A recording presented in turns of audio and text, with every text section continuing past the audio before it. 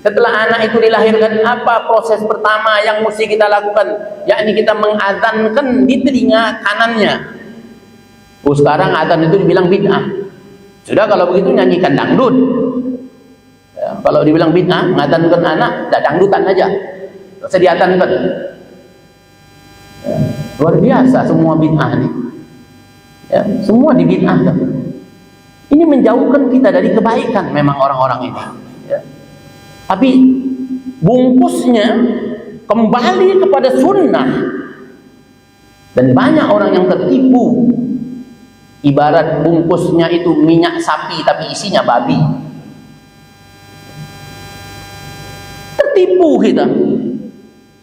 Ini adalah tauhid yang murni dengan slogan-slogan yang luar biasa. Berapa banyak orang yang sekarang menyimpang dari jalan-jalan orang tuanya yang dahulu, menyimpang dari para ulama-ulama salaf terdahulu.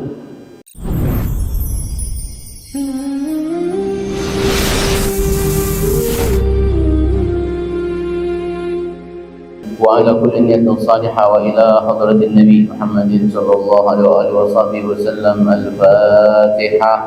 أعوذ بالله من الشيطان الرجيم. بسم الله الرحمن الرحيم. الحمد لله رب العالمين الرحمن الرحيم مالك يوم الدين. إياك نعبد وإياك نستعين. اهدنا الصراط المستقيم صراط الذين أنعمت عليهم غير المغضوب عليهم ولا الضالين. آمين. بسم الله الرحمن الرحيم. نوينا الاجتماع والانتفاع كما انتفع أهلنا. ربي زدني علما وارزقني فهما. رب اشرح لي صدري ويسر لي أمري واحلل عقدة من لساني يفقه قولي واهدي قلبي وسدد لساني بحق نبيك محمد صلى الله عليه وسلم. اللهم أكرمنا بنور الفهم وأخرجنا من ظلمات الوهم وافتح لنا أبواب رحمتك وانشر علينا حكمتك يا أرحم الراحمين. اللهم إنا نسألك فهم النبيين وحفظ المرسلين وإلهاما الملائكة المقربين. اللهم أغننا بالعلم وزينا بالحلم وأكرمنا بالتقوى وجملنا بالعافية يا أرحم الراحمين.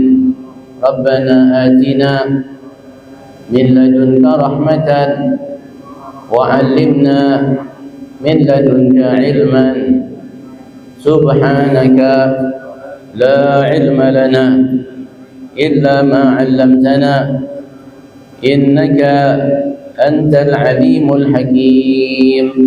وصلى الله على سيدنا محمد وعلى آله وصحبه وسلم والحمد لله رب العالمين. قال المصنف رحمه الله ونفعنا به وبعلمه في الدارين. قال الحبيب عبد الله بن علي الحداد في كتابه سبيل الادكار رضي الله عنكم إلى أن قال وقد ذكر الله ابتداء هذه العمر في كتابه وتنقل الإنسان فيه من طور إلى الطور ومن حال إلى حال. قال الله تعالى ثم نخرجكم طفلا ثم لتبلغوا أشدكم ومنكم من يتوفى ومنكم من يرد إلى أرذال العمر لكي لا يعلم من بعد علم شيئا ثم لتكونوا شيوخا ومنكم من يتوفى من قبل ولتبلغوا أجلا مسمى ولعلكم تعقلون. Alhamdulillah. Assalamualaikum warahmatullahi wabarakatuh. Puja dan puji syukur kehadirat Allah Subhanahu wa taala yang telah menyampaikan kita kepada tahun 1447 Hijriah. Semoga apa yang kita lakukan daripada amal-amal kebajikan kita di tahun 1446 Hijriah Allah terima, Allah jadikan itu sebagai amal yang makbulah di sisinya.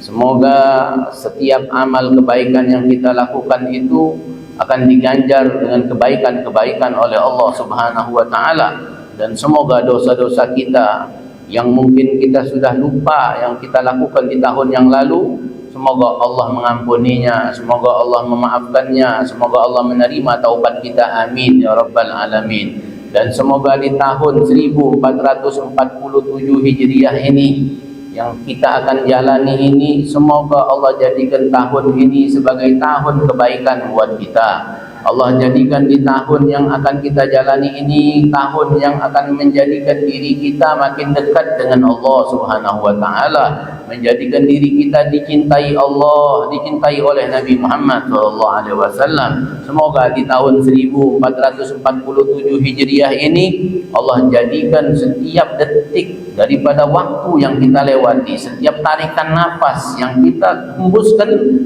jadi sabab untuk kita dekat kepada Allah Subhanahu wa taala, amin ya rabbal alamin. Salawat dan salam kepada Nabi Muhammad sallallahu alaihi wasallam serta keluarga dan sahabat-sahabatnya.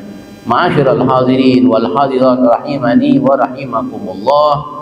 Berpindah tahun, bertambah umur, hakikatnya itu berkurangnya umur kita di dunia. Makin bertambah umur kita di dunia ini, makin mendekat kita kepada akhirat kita. Oleh karena itu Allah Subhanahu wa taala mengingatkan kepada kita di dalam Al-Qur'an, ya, bahkan Allah mengingatkan untuk kita ini bertakwa kepada Allah Subhanahu wa taala. Ya ayyuhalladzina amanu taqullah, hei orang-orang yang beriman, bertakwalah kalian kepada Allah. Wal tanzur nafsum ma qaddamat liwat, kalian lihat apa yang sudah kalian lakukan dari hari-hari kalian yang sudah berlalu itu, apa yang kalian persiapkan untuk masa depan kalian. Lighat, yakni masa akhiratnya kita, masa barzahnya kita, masa mahsyarnya kita, masa kita akan dipertanyakan di hadapan Allah, ditimbang amal kita, melewati sirat, masuk neraka atau surga kita. Perhatikan itu, ittaqullah, takutlah kalian kepada Allah. Wal tanzur nafsun ma qaddamat lighad wattaqullah innallaha khabirun bima ta'malun. Allah zat yang maha mengetahui akan apa yang kalian lakukan. Bahkan setiap lintasan-lintasan yang melintas pada hati dan pikiran kalian, Allah mengetahui itu.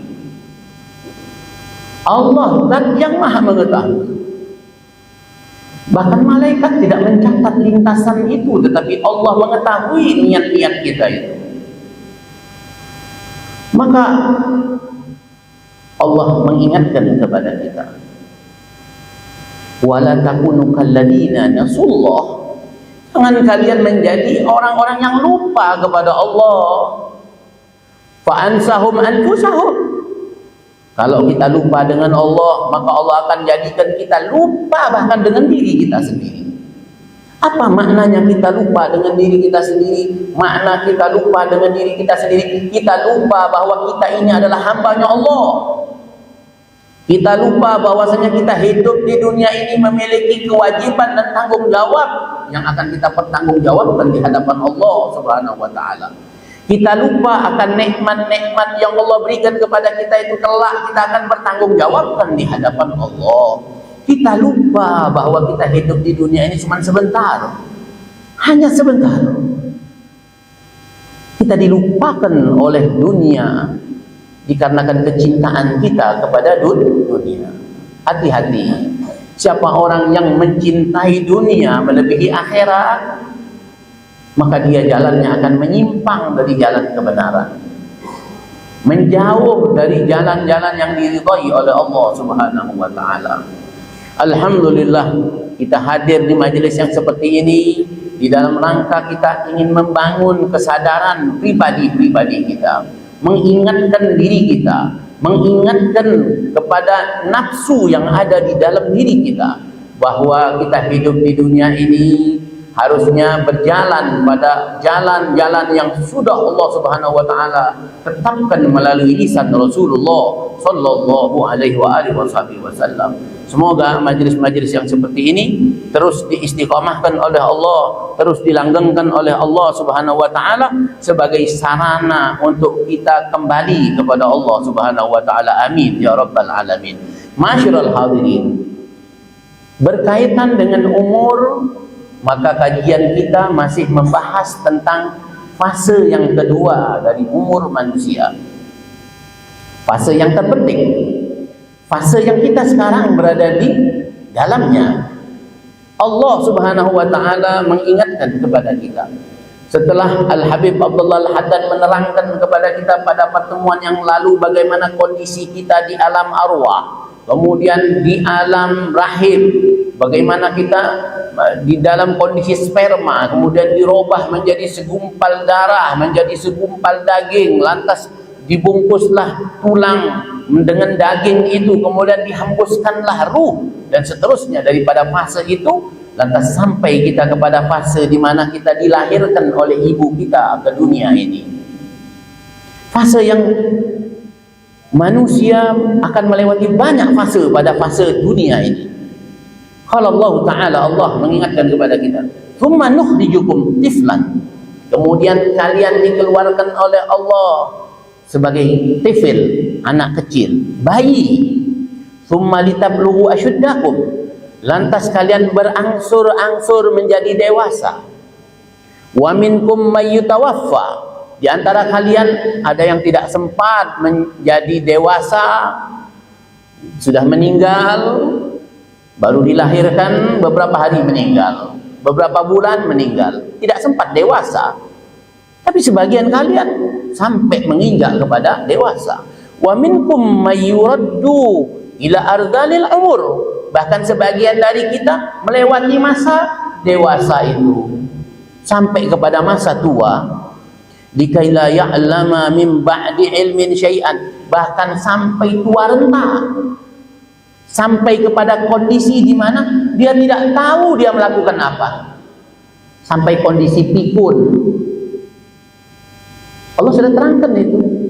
Jadi ada yang tadi lahir meninggal, ada yang sampai masa anak-anak saja, ada yang sampai masa remaja saja, ada yang sampai masa dewasa saja, ada yang sampai masa tua, ada yang sampai masa tua renta, sehingga dia tidak tahu lagi apa yang dia lakukan. Allah di dalam ayat yang lain mengingatkan kepada kita, "Tsumma litakunu syuyukha." Di antara kalian menjadi syuyukha, jadi tua.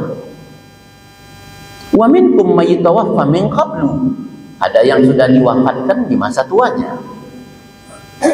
"Walitablugu ajalan musamma wa la'allakum ya'qilun." Sampai kepada masa yang sudah Allah tetapkan, maka hendaklah kalian memikirkan akan keadaan diri kalian tersebut.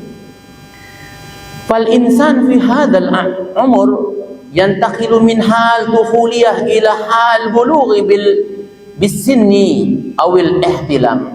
Manusia pada masa ini mengalami fase-fase kehidupan, dari masa anak-anak sampai ke masa baligh, sampai ihtilam, dewasa, thumma ila halin syabab, lantas kepada masa muda. Dari masa kecil sampai ihtilam. Ihtilam ini bermimpi, mimpi basah, menandakan dia baligh, sampai kepada masa syabab, masa muda, masa yang penuh dengan semangat dan kekuatan. Summa ila halin kubulah, lantas berpindah kepada masa paruh baya. Model-model kita ni yang udah 40, 50 itu masa mulai paruh baya, masa dewasa.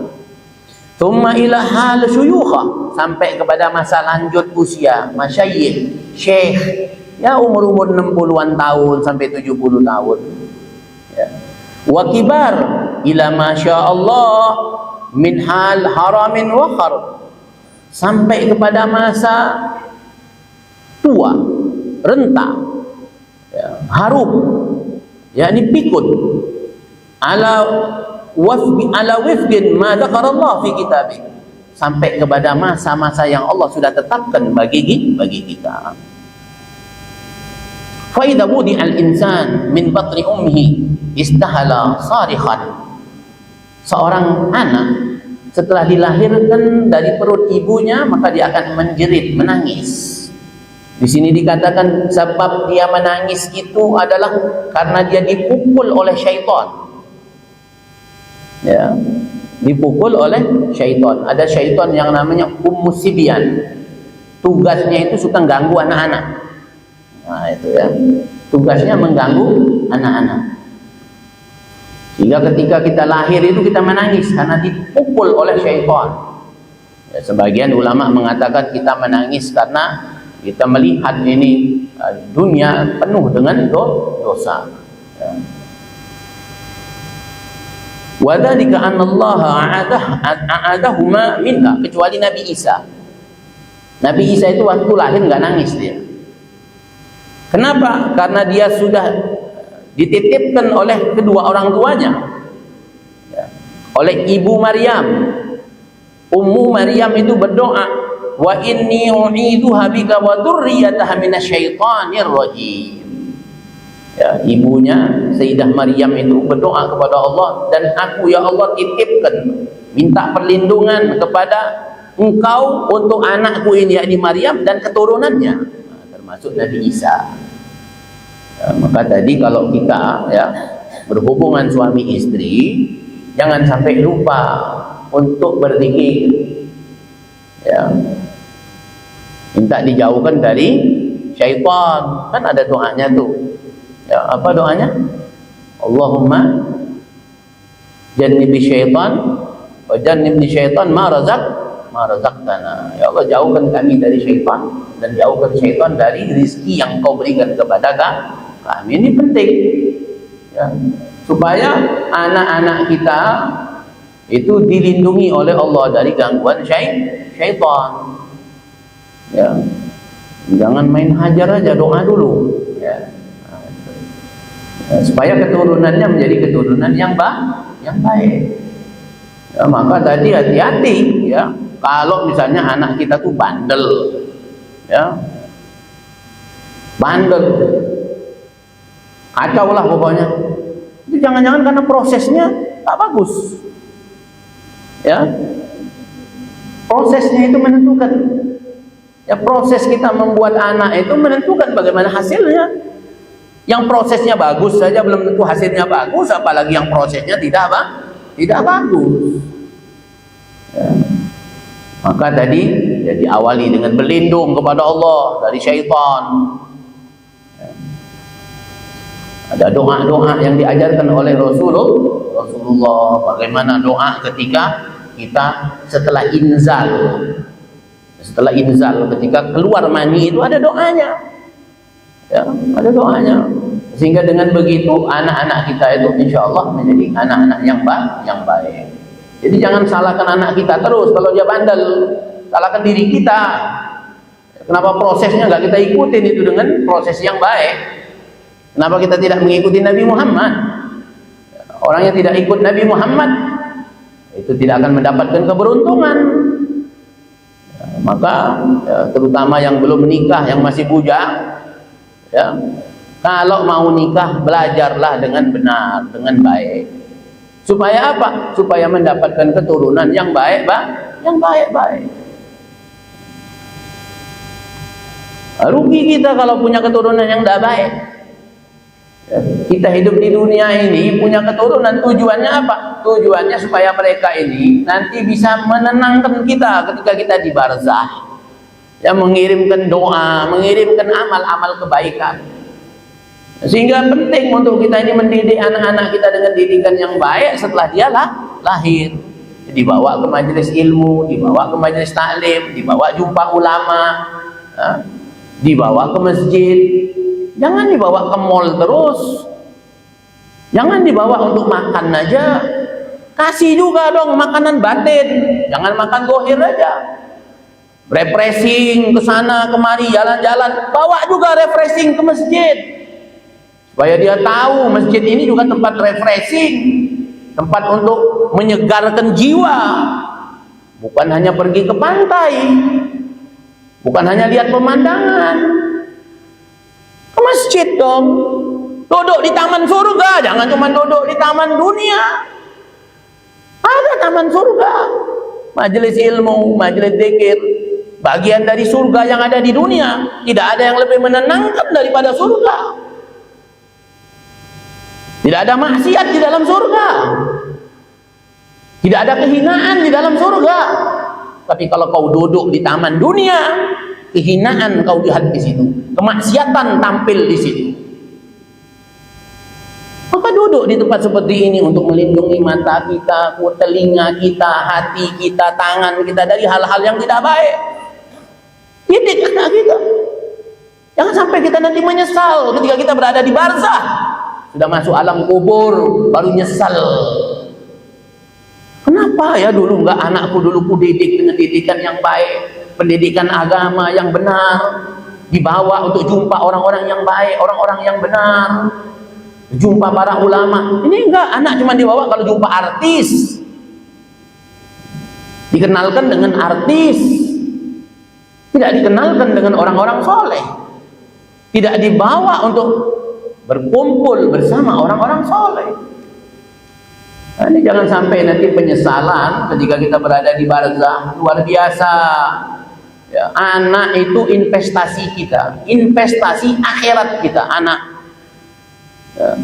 Jangan sampai kita jadi orang yang merugi ya, jangan sampai menjadi orang yang merugi ya. Penyesalan itu memang datangnya di belakangan, di akhir. Sebab kalau di depan namanya pendaftaran ya, maka tadi sebelum menyesal, inilah fungsinya kita saling ingat, mengingatkan. Ayo kita bawa keluarga kita ya untuk memahami ajaran-ajaran Nabi Muhammad. Tidak ada kemuliaan selain ikut kepada Nabi Muhammad. Tidak ada kebahagiaan kalau engkau menjauh dari Nabi Muhammad.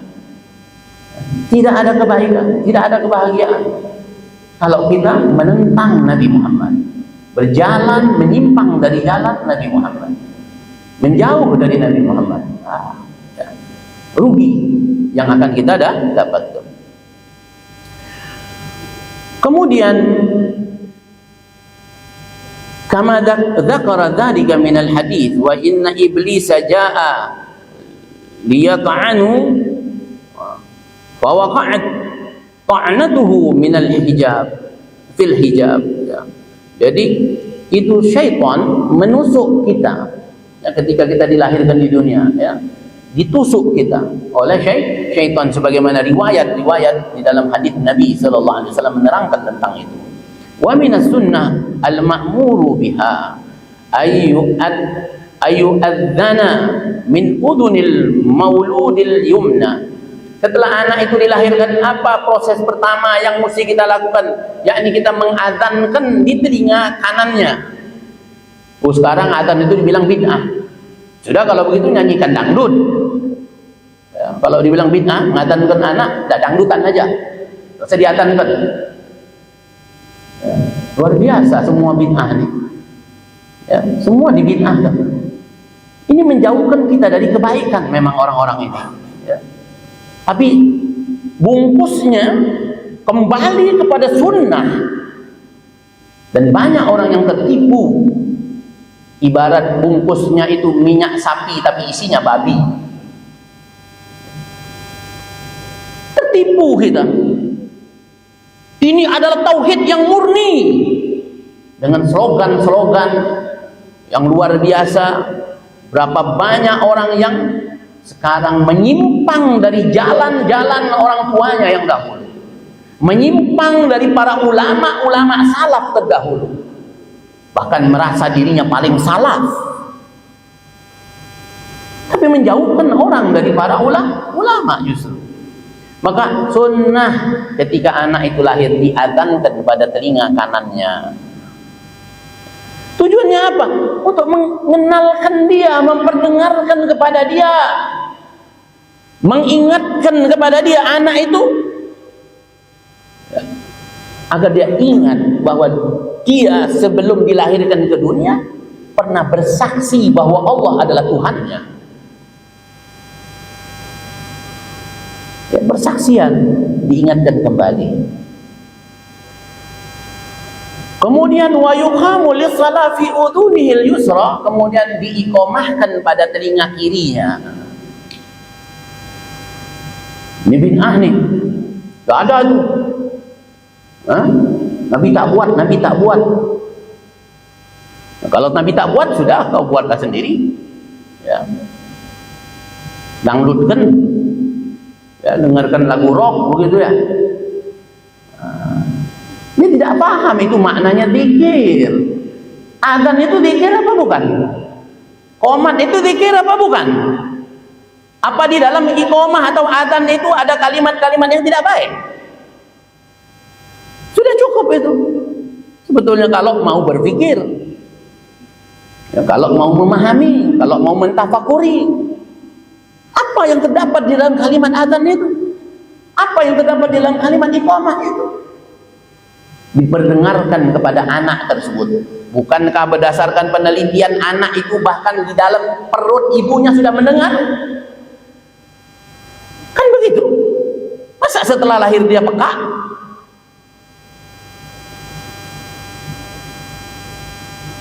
Maka diperdengarkanlah kalimat-kalimat itu, diingatkan kepada Allah, diingatkan kepada Nabi Muhammad. Nah, sekarang enggak, ya, karena kita ini banyak ikut orang barat, jadi hamil bukan bacaan Quran yang didengarkan, bukan zikir, bukan salawat, tapi justru lagu-lagu klasik tempelkan di perutnya biar cerdas anaknya. Yang dia pikirkan cuma soal dunia saja, dia tak pernah memikirkan bagaimana nasib akhirat anaknya.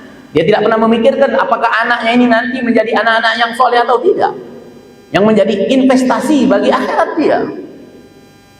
Kita sekarang ini lebih sibuk memikirkan anak kita bagaimana belajar bahasa Inggris dan seterusnya, bagaimana supaya pintar sekolahnya dan seterusnya, bagaimana berprestasi.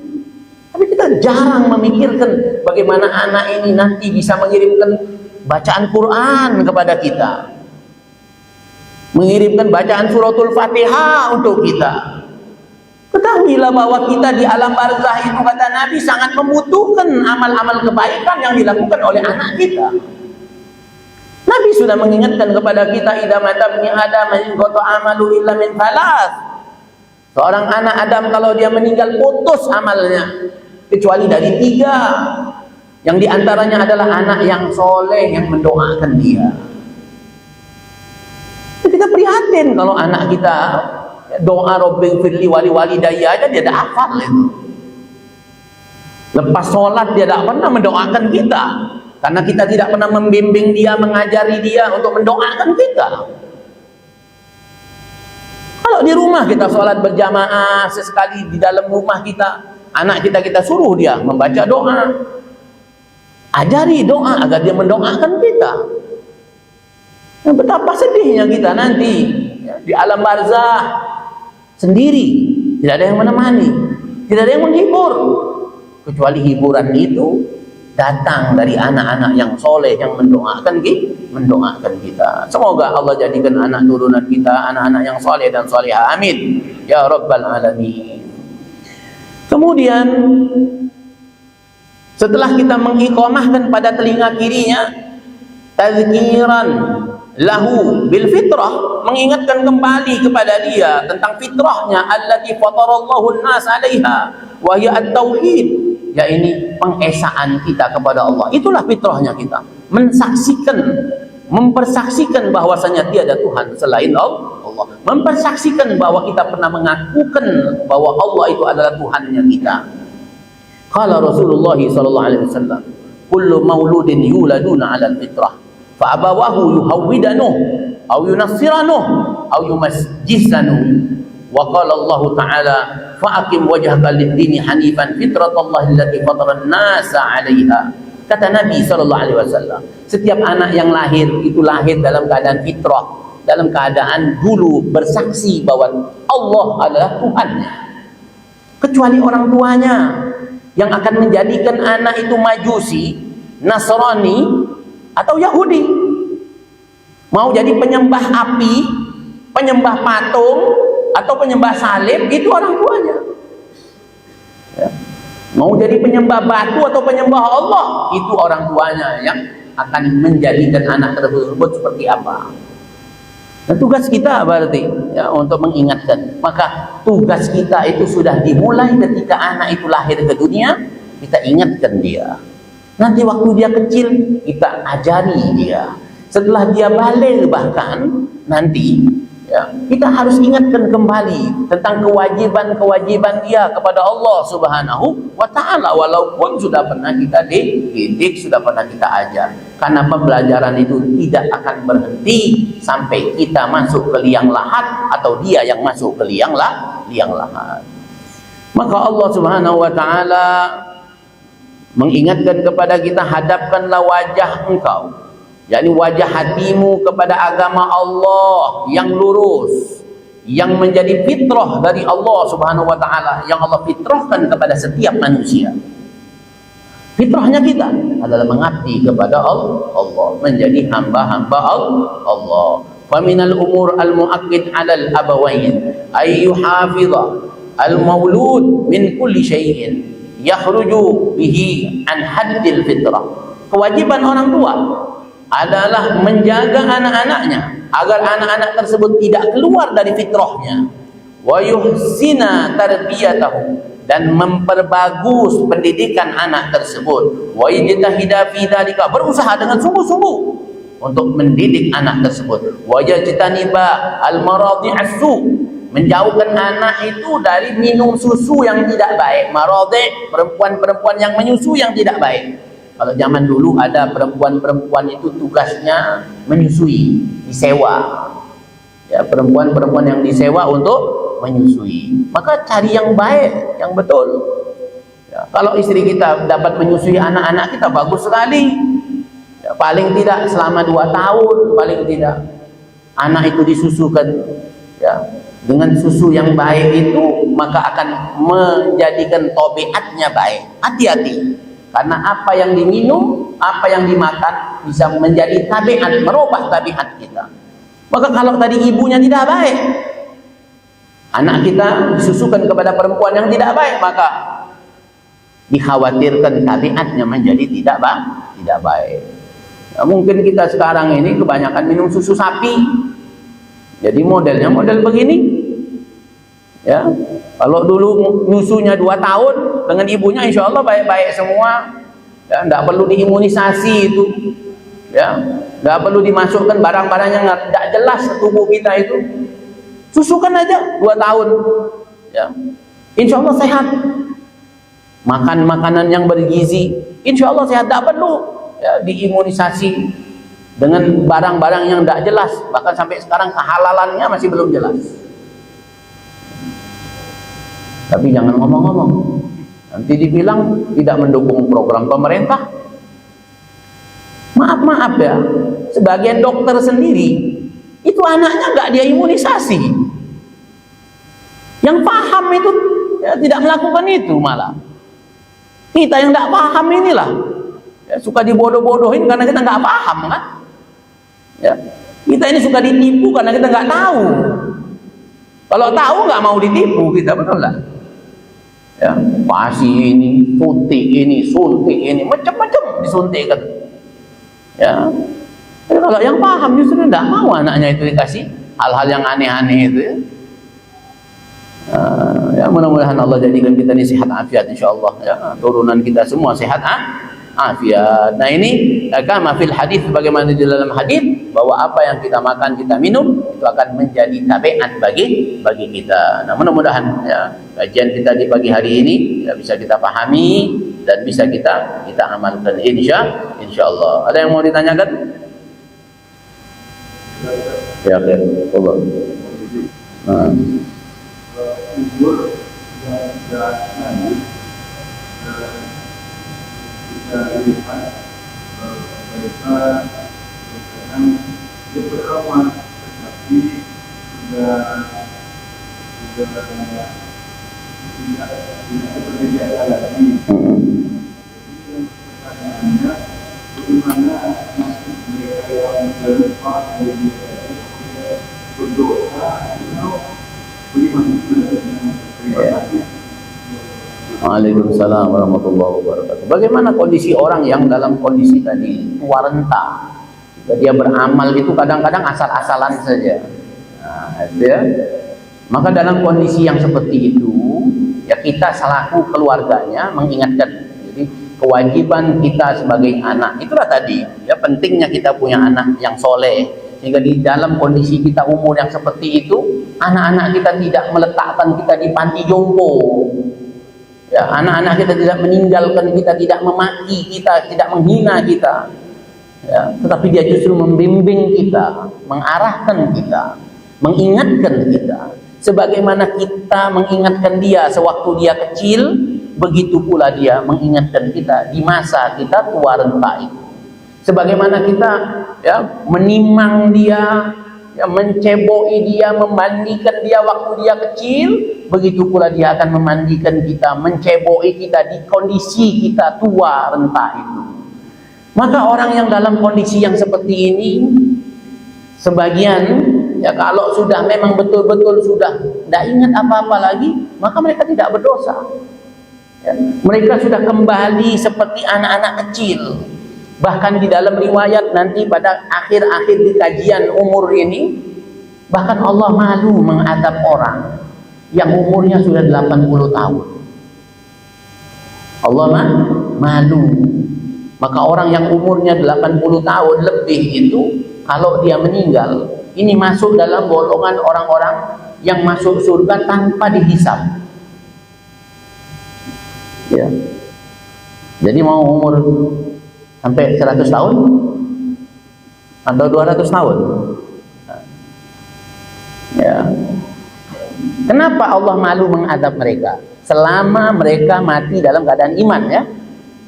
Kenapa? Karena beratnya mempertahankan iman.